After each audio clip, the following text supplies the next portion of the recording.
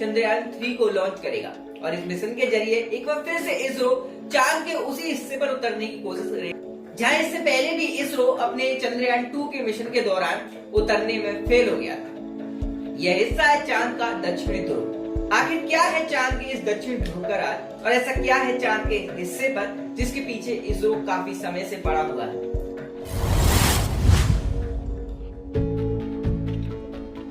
Welcome दोस्तों, मेरा नाम है अभिषेक और आज की इस वीडियो में हम जानेंगे आखिर क्या है इसरो का चंद्रयान 3 मिशन और ये इससे पहले के मिशन चंद्रयान 2 से कितना ज्यादा अलग है। और इसके साथ ही हम ये जानेंगे आखिर इसरो चंद्रमा के दक्षिणी ध्रुव पर ही क्यों उतरना चाहता है। इतने बड़े चंद्रमा पर कहीं और भी तो उतर सकता।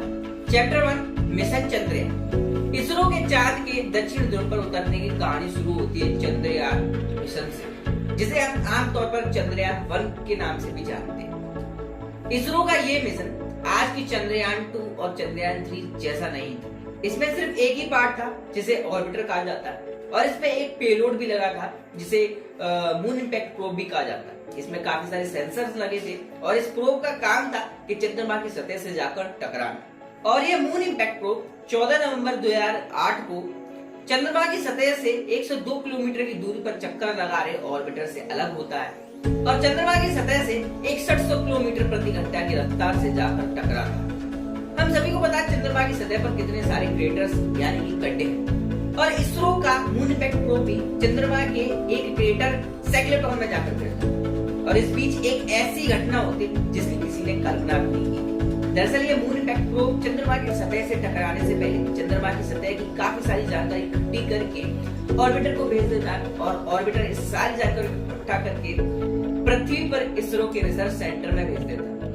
प्रोब के मून की सतह से टकराने के 10 महीने बाद यानी कि 25 सितंबर 2009 को यह पता चलता है प्रोब जिस क्रेटर से जाकर टकराया था उसमें बर्फ के रूप में पानी जमा हुआ था और यही वो जानकारी थी जिसे इसरो ने अपने सबसे पहले मिशन में ढूंढ लिया था, जिसे अब तक की सबसे जानी मानी स्पेस एजेंसी नासा ने भी नहीं ढूंढा था। और इसरो की इसी खोज ने इसरो को एक नया विजन दिया था चांद के दक्षिणी ध्रुव पर जीवन की संभावना। और इसरो ने अपनी इसी सोच को सच साबित करने के लिए मिशन चंद्रयान 2 को तैयार किया था। Chapter 2 mission Chandrayaan 2। Mission Chandrayaan 2 Bharat द्वारा चंद्रमा की सतह पर उतरने का पहला प्रयास था, जिसे भारत के लॉन्चिंग स्टेशन श्रीहरिकोटा से सबसे पावरफुल रॉकेट GSLV Mark 3 से लॉन्च किया गया। चंद्रयान 2 मिशन चंद्रयान 1 मिशन से काफी ज्यादा अलग था और ये मिशन चंद्रयान 1 से काफी ज्यादा अपडेटेड था। चंद्रयान 2 का काम न केवल चंद्रमा की सतह पर उतरना था बल्कि ढेर सारी जानकारी जैसे चंद्रमा की सतह पर पानी, जीवन, भूकंप, वहाँ का ताप और वहाँ की मिट्टी में पाए जाने वाले मिनरल्स से जुड़ी जानकारी इकट्ठा करना था। बेसिकली इस मिशन को 3 पार्ट्स में डिवाइड किया गया था। पहला ऑर्बिटर, दूसरा लैंडर, तीसरा रोवर। ऑर्बिटर का काम था चंद्रमा के ऑर्बिट में रहकर चंद्रमा के चक्कर लगाना और लैंडर से कम्युनिकेशन बनाना और कुछ जरूरी जानकारी इकट्ठा करना भी था। विक्रम यानी लैंडर का काम था चंद्रमा की सतह पर उतरना और चंद्रमा की सतह से जुड़कर चंद्रमा पर आने वाले भूकंप से जुड़ा डेटा इकट्ठा करना था। लैंडर का दूसरा सबसे बड़ा काम था लैंडर में बैठे प्रज्ञान यानी रोवर को डिप्लॉय करना। प्रज्ञान यानी रोवर जिसका काम था चंद्रमा की सतह पर उतरना और चंद्रमा की मिट्टी में जरूरी आयंस और मिनरल्स को ढूंढना, इसके साथ ही पानी की खोज भी करना। इस मिशन में सब कुछ सही चल रहा था। ऑर्बिटर चंद्रमा की ऑर्बिट में एंटर कर चुका था और लैंडर चंद्रमा पर उतरने के लिए तैयार था।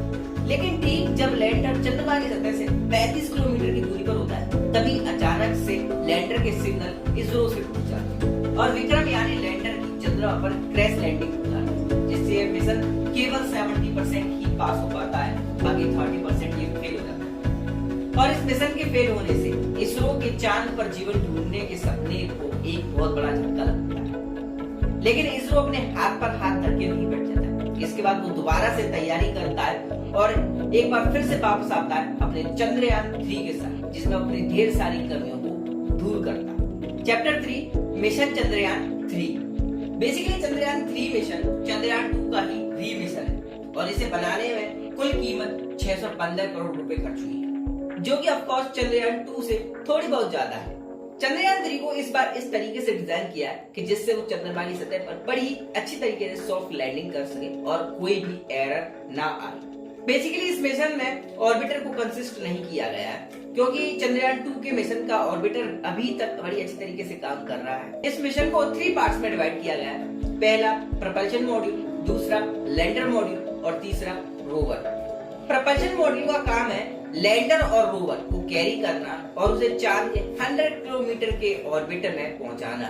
इसके साथ ही इस प्रपल्शन मॉड्यूल में एक पेलोड भी लगा है जिसे सेफ कहा जाता है। इसका पूरा नाम है स्पेक्ट्रोपोलैरोमीटर ऑफ हैबिटेबल प्लेनेट अर्थ। इसका काम है चंद्रमा के ल्यूनर ऑर्बिटर में ही रहकर अर्थ की स्टडी करना।